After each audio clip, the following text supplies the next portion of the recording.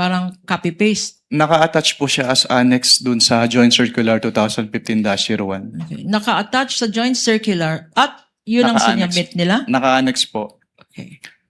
yung Tawag- format. Ang tawag doon ay Proforma po. Naka-annex yung format dun sa Joint Circular ang 2015-01. tawag ko doon copy-paste.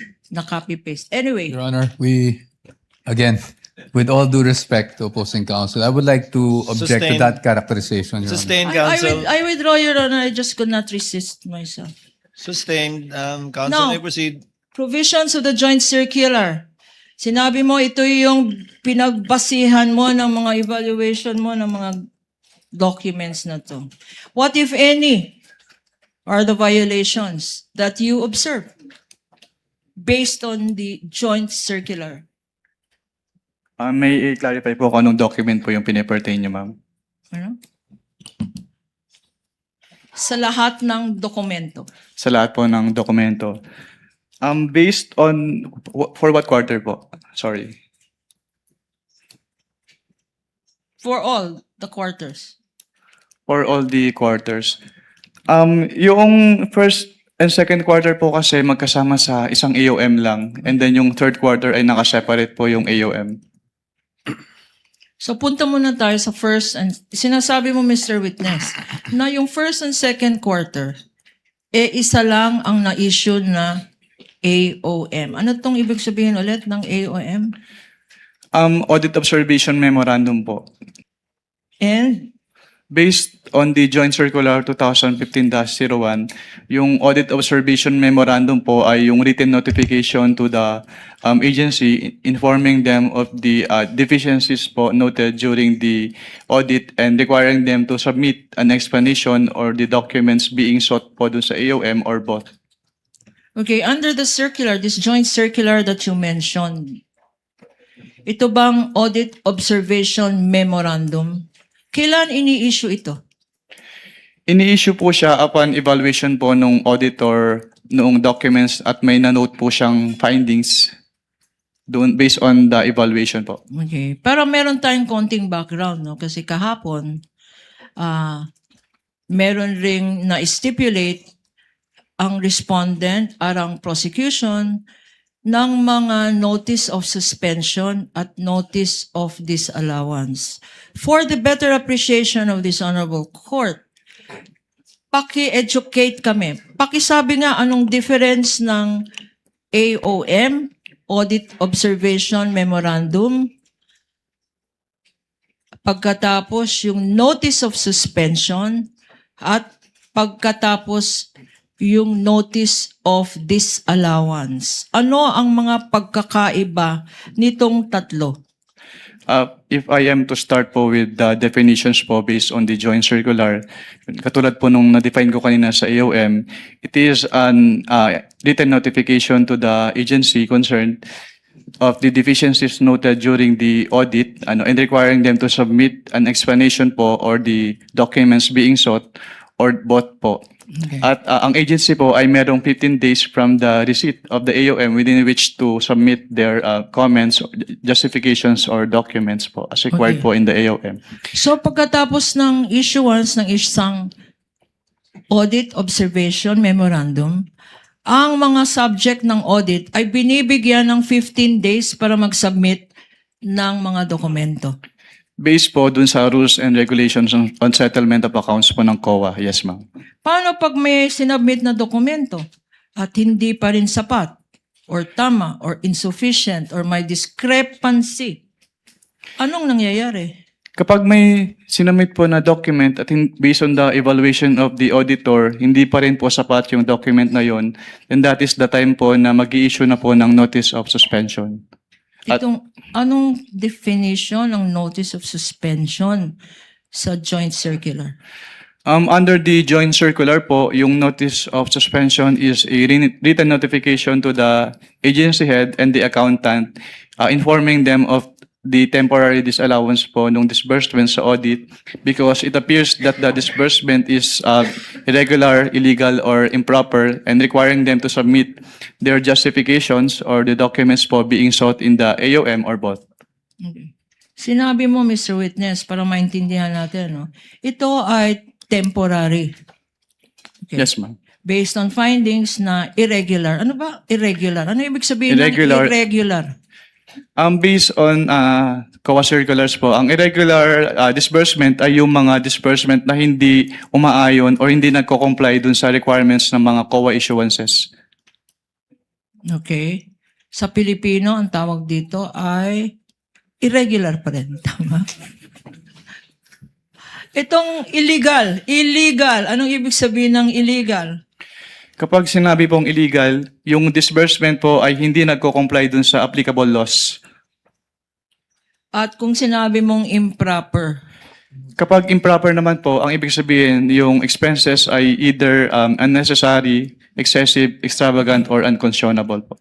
so pag nagbigay kayo ng notice of suspension, ito ay nagpapahayag. This means, ang significance nito ay na-observe ninyo, ikaw, sa audit findings mo, na ito ay irregular, illegal, or improper. Leading, Your Honor. Objection. Kindly reform, Counsel. I will go to the next question. Pag hindi na-comply ang notice of suspension, what action, if any, is taken by your office?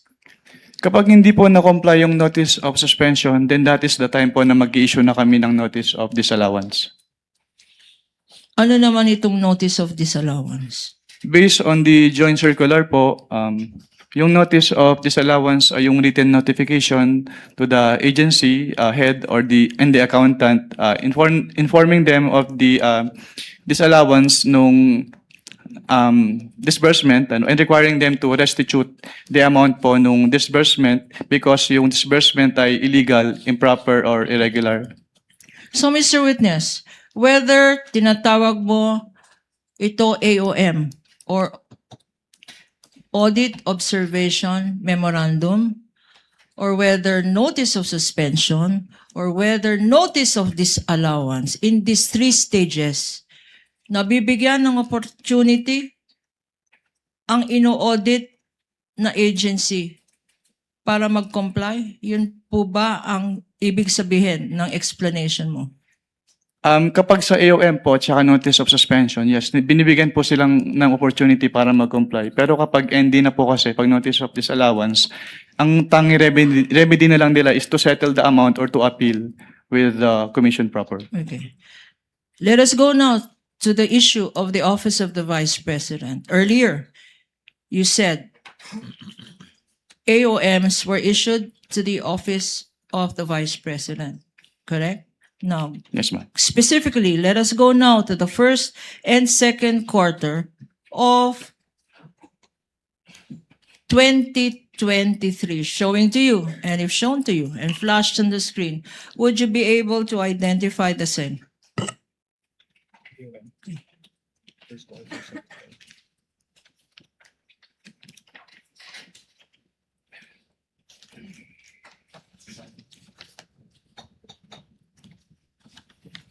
Yes, ma'am. Your Honor, please, for purposes of identification, this again is a stipulated common exhibit. This AOM dated February 1, 2024, corresponding to the first and second quarters, have been identified as Exhibit P-1-12-E for the prosecution. Thank you, Your Honor. On the part of the defense, this was pre-marked as D-1-105-OVP for the information of the Honorable Court. Noted, Attorney Capunan, may proceed. Please look at this AOM and refresh your memory. What, Mr. Witness, did you observe from this AOM? Yung findings po or observations namin, una po, hindi po nag-submit ng documentary evidence of payments si OBP for the first and second quarters of 2023. Pangalawa po, based on their accomplishment report, meron kasing nakalagay as payment of rewards pero wala pong sinubmit si OBP na any document evidencing the success po, which is in violation of the item 4.8.5 of the joint circular. Your Honor, for the better appreciation, Your Honor, and with your permission, this is being flashed on the screen. The findings made. are boxed in red, Your Honor. So yung second finding mo, una, ulitin natin. Yung una po ay walang sinubmit na documentary evidence of payment si OBP for this first and second quarter of 2023. Ano pa? Pangalawa po, dahil may line item for the payment of rewards sa kanilang accomplishment report, wala po silang sinubmit na any document evidencing the success of the information gathering or surveillance activities on account of the information given by the informer in violation po nung item 4.8.5 of the joint circular. Meron mga, before you go to your next observation, Mr. Witness, merong mga amounts stated dyan. For the record, can you read these amounts and what periods they correspond to in terms of payment of rewards? Based on this AOM po, yung 15 million pesos ay binayad as payment of reward noong February 6 to March 29, 2023. At yung 12 million pesos naman po ay binayad as reward noong April 25 to June 30, 2023. And nakalagay non-compliant with item 4.8 from point 5.b of the joint circular. Why is this non-compliant based on your submissions in your AOM? Yung item 4.8.5.b po kasi, yun yung documentary evidence o yung document evidencing the success of the information gathering or surveillance activities. Pero since wala po silang sinubmit na document na yun, hindi po nag-comply yung kanilang payment of rewards dun sa requirements ng joint circular. Para maintindihan natin kasi medyo technical to, no? Ano yung evidence of success?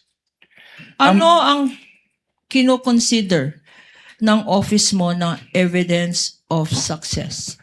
Actually, based dun po sa joint circular, walang any specific document na na-mention. Pero kasi ang tinitingnan po namin is dapat merong causal link yung surveillance activity, yung successful surveillance activity or information gathering at saka yung information given by the informer. Hindi ba confidential itong information na rini-require niya? Confidential ba to? Yung tinatawag mo na causal. Cause at saka effect. Yes, ma'am. Hindi ba yan? Is that confidential information? Since yun po yung requirement ng joint circular, kailangan po nilang i-comply po. Necessary ba ang... Ano ang... No, I will reform. Next question.